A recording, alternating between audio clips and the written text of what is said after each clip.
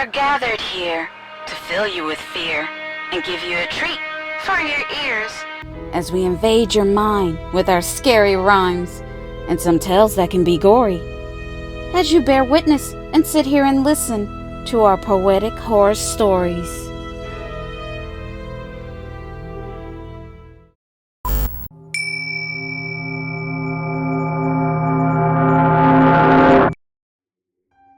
I just discovered Hailey McCabe was a teenage mother that lived in Sister Mary and Sister Elizabeth's halfway house. And she was a part of the foster family program, where her and her family fostered Billy for 5 years. I found this information to be interesting. I need to find out which sister Hailey McCabe was conversing with on the recording. I don't see a recording file of which sister she spoke to last. Why would this information be covered up?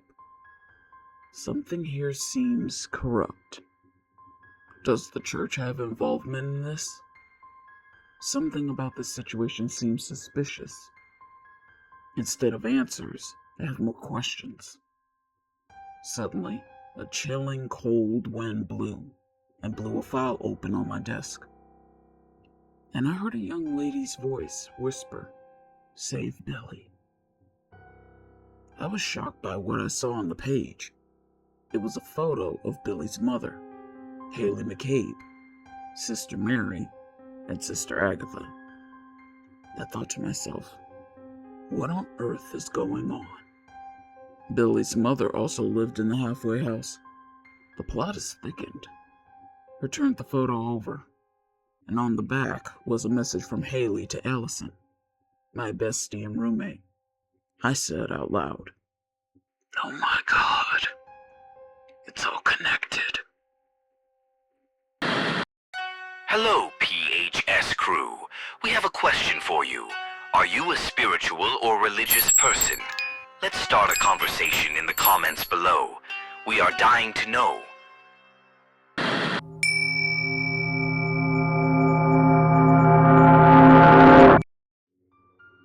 I just discovered a recording and photo of Hailey McCabe and Allison Chambers, the mother of Billy. And the two were best friends and roommates. This information has blown my mind. It looks like this information they were trying to hide. But who? Is the church seniors? The sisters? Or both?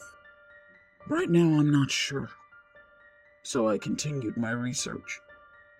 In the records, Allison came to the halfway house first. At the time, she was 6 months pregnant. She was 16 years old. And a couple of months later, Hailey McCabe arrived. From the notes here, Allison and Hailey connected quickly. They became instant friends. From what I can see from Allison's doctor's report and blood work, it stated that the patient and the baby were healthy. Allison didn't have any problems, which is strange, because this conflicts that she was a drug addict. This is what the police reported when Allison was found as a Jane Doe. But here, Allison Chambers was a healthy teenage girl. I thought to myself, that's weird. The record and the police report aren't lining up. I stayed up all night reading every report I came across, but I hadn't found anything that could help me understand the situation better. I was so tired, and I was about to turn in for the night. Suddenly, as I stood up, one of the boxes fell over, and at my feet laid a videotape. It was labeled Allison. When I noticed it, I instantly caught my second wind. I grabbed a cup of strong black coffee, and I sat down in my chair, and I popped the tape in. I saw Allison. She was speaking with a priest. She was making a complaint. She said, "Father, I'm scared of Sister Mary and Sister Agatha. They are always watching me. Sister Mary and Sister Agatha keep telling me I'm special. They keep touching and rubbing my belly. I've even woken up in the middle of the night and found them chanting and praying over me while I was asleep. I keep having bad dreams.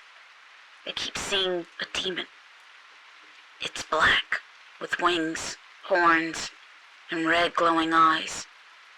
In my dream, the demon rips open my stomach, and it claws into me. It takes the place of my baby. I wake up screaming.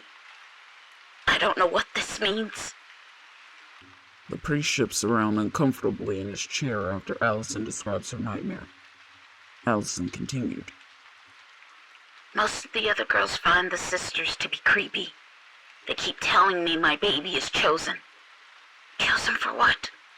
Chosen by what? I don't know. They told me before I had my baby, they need to take me to the pool to be baptized in the blood. Father, I can't live here any longer.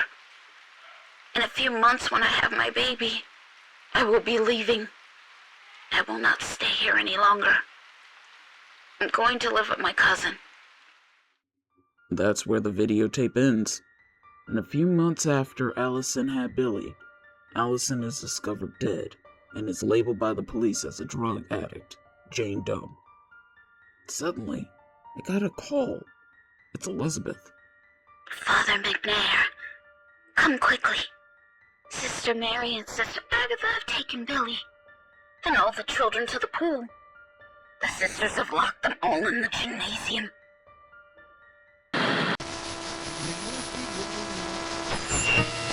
But there was nothing they could do. He was pronounced deceased at the scene. And now, here he is, his spirit taunting me for all eternity.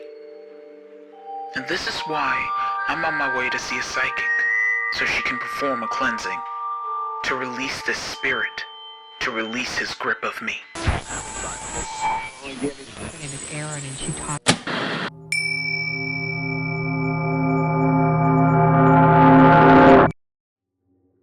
I told Sister Elizabeth I was on my way.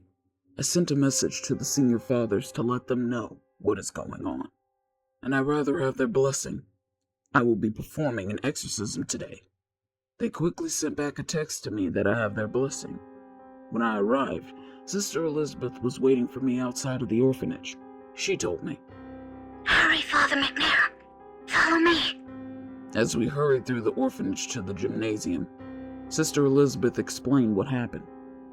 Sister Mary and Sister Agatha received a call from who I don't know. Next thing I knew, they gathered all the children in a hurry, right along with Billy. I asked them where they were taking the children. Suddenly, Sister Mary turned around and hissed at me. Sister Elizabeth, do not get in our way.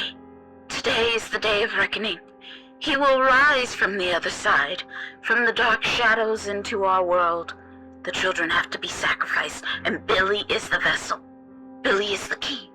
Billy will set him free. And if you or Father McNair try to stop us, you will burn in hell.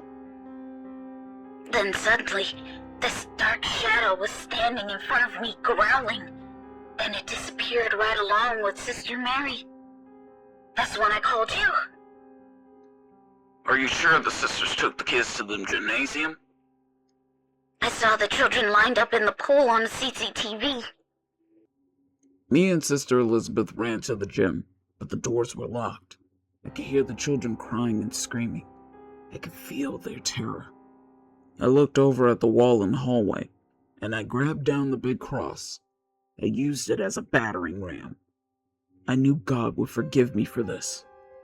I hit the door twice, and me and Sister Elizabeth were in, and what we witnessed was insane. All the children were in the pool again, and there were hands holding on to them. Billy was standing in between Sister Mary and Sister Agatha. They were standing at the far end of the pool. The sisters were chanting in unison. We give these innocent souls to you, remnant shadow demon, to open the gate. Take their lives as our sacrifice, and accept Billy as your vessel, so you can live in our world. Suddenly, all the children were pulled down underneath the water, and in the middle of the pool emerged a giant shadow demon. Sister Elizabeth started screaming, She was shaking. I told her to try and calm down. I need her to keep it together for the children. She looked at me and nodded her head. I told her to call 911 because we are going to need all the help we can get. I grabbed my exorcism Bible and my crucifix. I walked towards the sisters and Billy. I called out to Billy. Billy, Sister Mary and Sister Agatha are using you as a vessel for this demon. Billy, you are not possessed. The demon has no power over you. It's only been influencing you, controlling you like a puppet. The sisters have made you believe that this thing is a part of you, but this is not true. The sisters are the one who are possessed. Don't listen to them. They are trying to trick you into letting it in. Billy, fight it. I realized Sister Mary and Sister Agatha were using Billy as a shield. Then the sisters started laughing, cursing, and mocking God.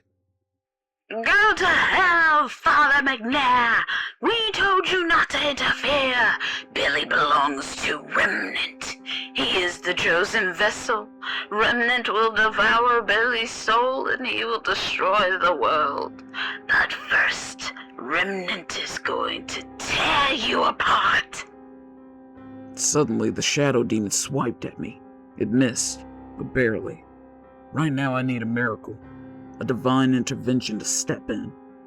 That is when I heard an angelic voice saying Billy. It was Allison, Billy's mother. She manifested right in front of Billy. The sisters recoiled at the sight of Allison, moving away from Billy. Then Allison reached out her hand to him. This broke the spell holding Billy. I could see the darkness surrounding Billy, released. Billy followed Allison, who took Billy to Sister Elizabeth. Allison kissed Billy's forehead, and she told him she loved him. Then she disappeared. When I knew Billy was safe, I started my exorcism on the sisters. Sister Mary, Sister Agatha, for your past dark deeds and transgressions, God has damned your souls to hell. You will burn for all eternity in the lake of fire for your blasphemy, with the powers invested in me and the Holy Trinity. You are now damned. Suddenly, the sisters started screaming, shaking, and convulsing. I could tell they were in pain. Their eyes rolled back in their heads, and blood started to roll down from their eyes.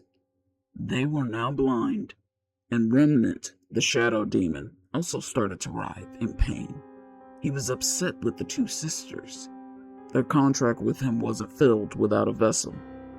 Suddenly, Remnant grabbed the sisters and dragged them down with it into the bowels of the pool. Me and Sister Elizabeth jumped into the pool to retrieve all the children. By the grace of God, they all survived. When the police arrived, Sister Mary and Sister Agatha were both pronounced dead. The news had a field day with this story. This happened 20 years ago. Billy is now grown and now has a family of his own. Last time I checked in with him, he was very happy, thriving and doing well. I'm now retired from working on cases for the church, but I have a lot more stories to tell. There are a lot of evil dark presences out there. Parasites that want to take control of your soul. Rather, they are demons or humans.